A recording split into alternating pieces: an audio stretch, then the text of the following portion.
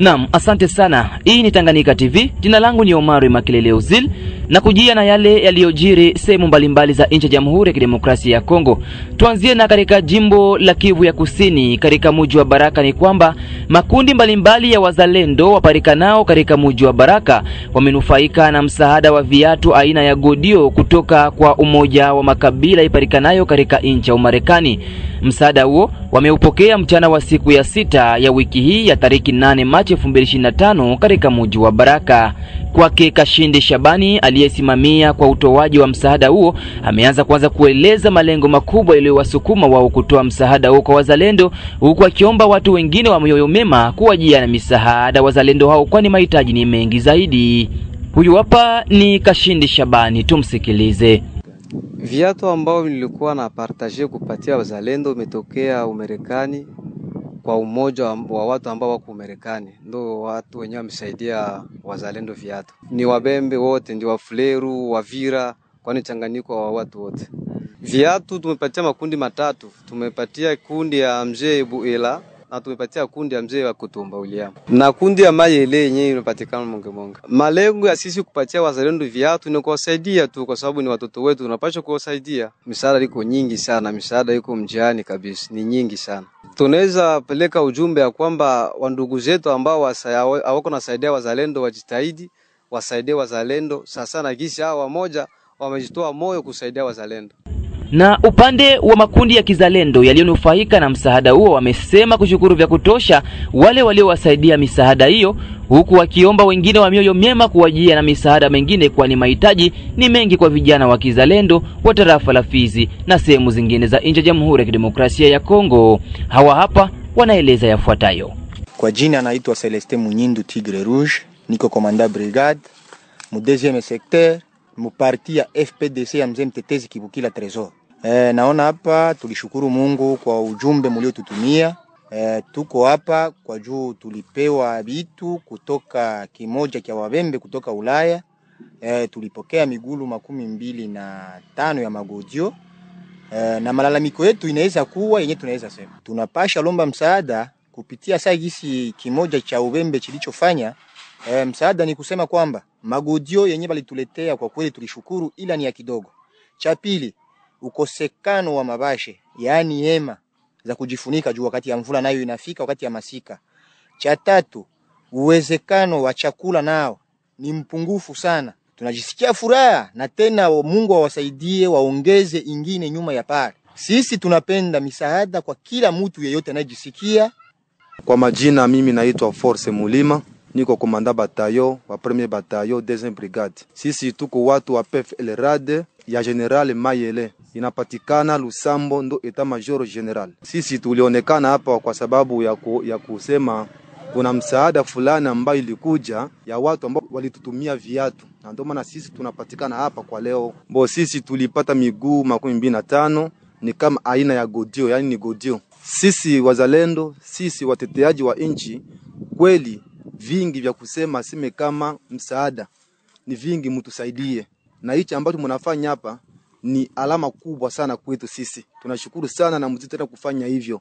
Hata hizi vazi tunakosa vazi zaidi. Hata kama viatu tumepata kweli, lakini hata pia vazi tunakosa. Lakini kama vitawezekana msaada, mtusaidie pia hivyo hivyo. Tuko na bezo ya mahema, tuko na bezo ya Motorola, tuko na bezo hata ya unga, ya kula chakula, pasike chakula ni ndogo.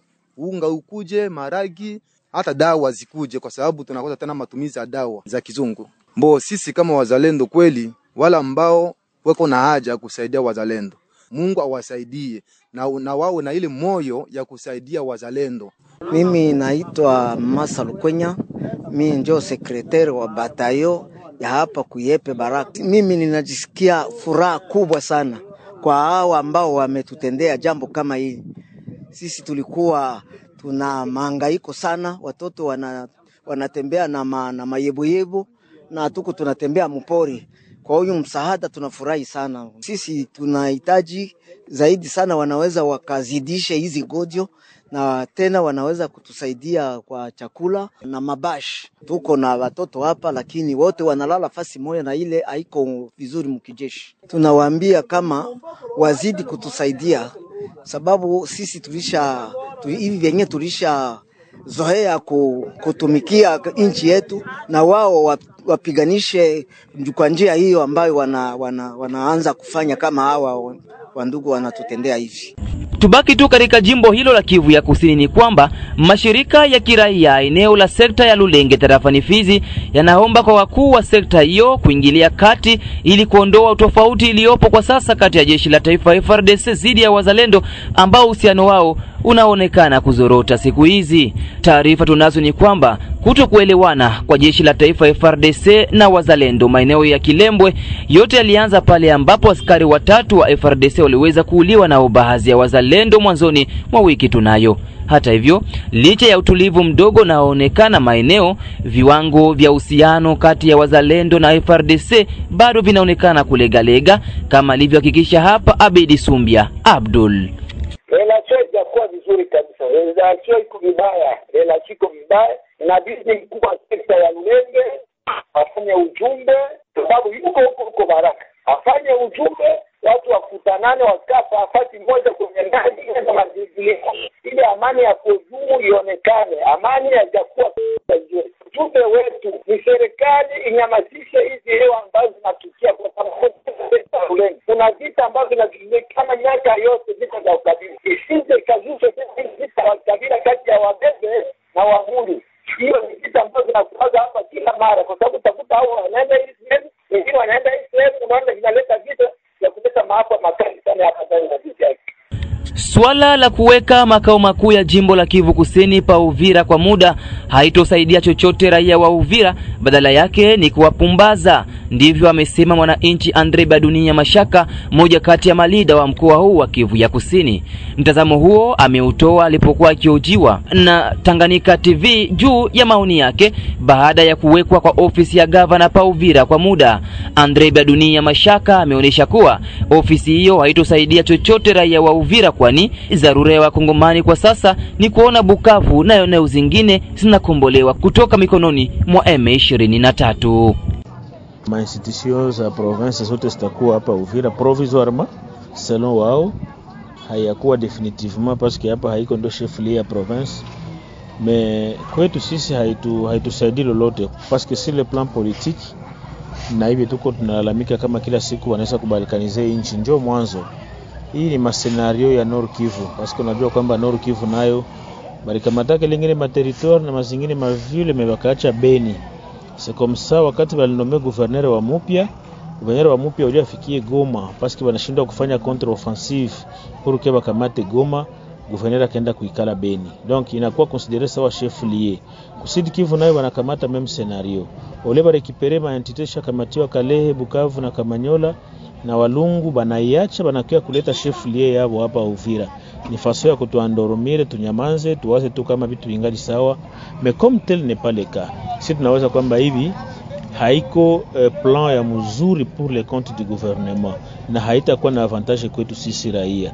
Ndio maana serikali ingepaswa kujiactiver. Tulisikia bana nome kama bwana Vitakwira ndiye anakuwa sijui porte parole kama representant wa wazalendo yote. Mais isikuwe tu ya jina, tunapenda vitendo pour que bagombole ile ma entité yote yenye shakamatiwa. Mais kutuletea ma institution ina hata avantage moja, au contraire ni kwenda bako na concrétiser vitu ya balkanisation par le fait que habata fournir ma effort pour que ba récupérer les maeneo yote. Insécurité leo iko mplaine, unajua kutoka Uvira ufike Makamanyola beaucoup de barrières, plusieurs barrières, il faut liper 1000 francs pour se faire Kamanyola. Plus de 10 barrières. Leo trafiki entre Bukavu na Uvira haiko. Donc itabidi nafika wakati mmoja sasa wanasema no, il faut tufike kuma convention pour que watu ya Bukavu wako nafika Uvira na Uvira wako nafika Bukavu. Kule kwa shanombe mwingine gouverneur. Hapa gouverneur atakuwa yuko natumika. Ça veut dire tunakuwa na province mbili muinchi moya. Olia 26 province inakuwa deja province ngapi? 27. Ya Beni inakuwa ya 28. Sisi ile haitusaidii lolote. Ndio maana tungependelea gouvernement irekipere ma entité ile ya kutuambia ma province wanaleta Uvira havina tamana moja. na vina maana hata mmoja kabisa. Na huko katika jimbo la Tanganyika pa Kalemi, makao makuu ya jimbo hilo la Tanganyika, ni kwamba spika wa bunge la seneti Sama Lukonde amewasili pa Kalemi mchana wa siku ya 4 ya wiki hii ya tariki 6 Machi 2025. Huyu ameomba raia wa jimbo la Tanganyika kubaki katika umoja na kuwa na uhusiano bora wakati wa ambako nchi ya Jamhuri ya Kidemokrasia ya Kongo inakumbwa na mzozo wa vita.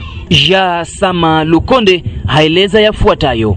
Kufuatilia ile message ya kusema president la Republique ndio alinituma, ke message yake ya kwanza ni kusema face à la guerre inafai tuikale mwi kitu hiki na tunaevite division entre shia, parce que mwenyewe ule kunakuwa kutukombanisha, anapenda tukabulane juu tukuye fragile akwengi hapa.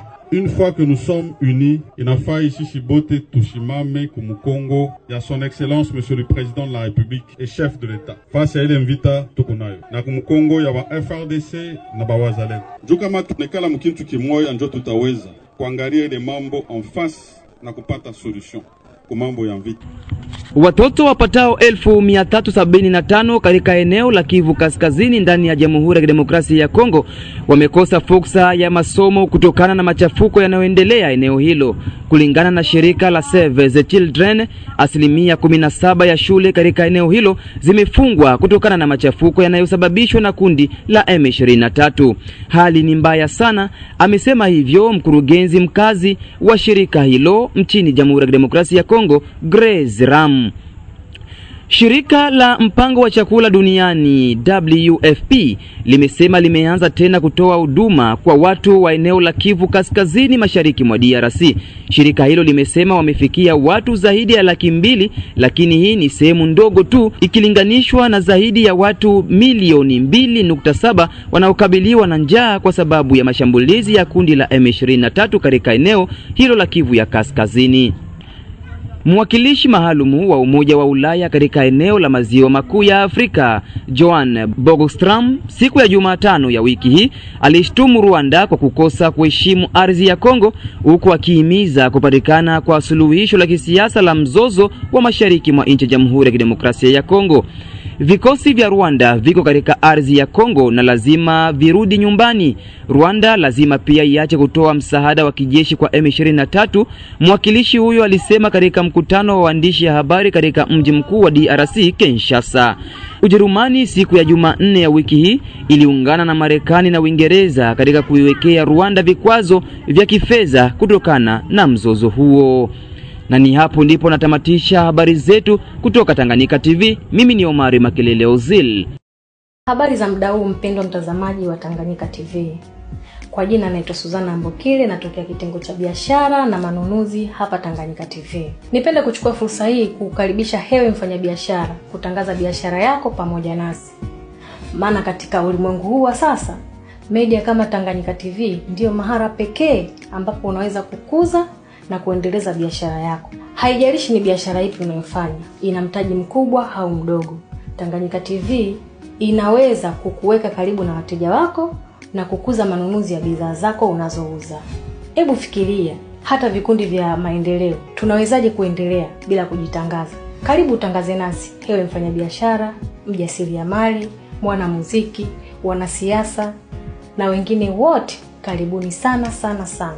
Unaweza kuwasiliana nasi kupitia namba zetu za ofisi zilizopo hapo chini. Hata kama una matangazo, Tanganyika TV tunaweza kukutengenezea, kwa sababu tunawafanya kazi na madirector wabobezi waliobobea katika shughuli za video production na graphic design. Tanganyika TV, kwa pamoja tukupashe.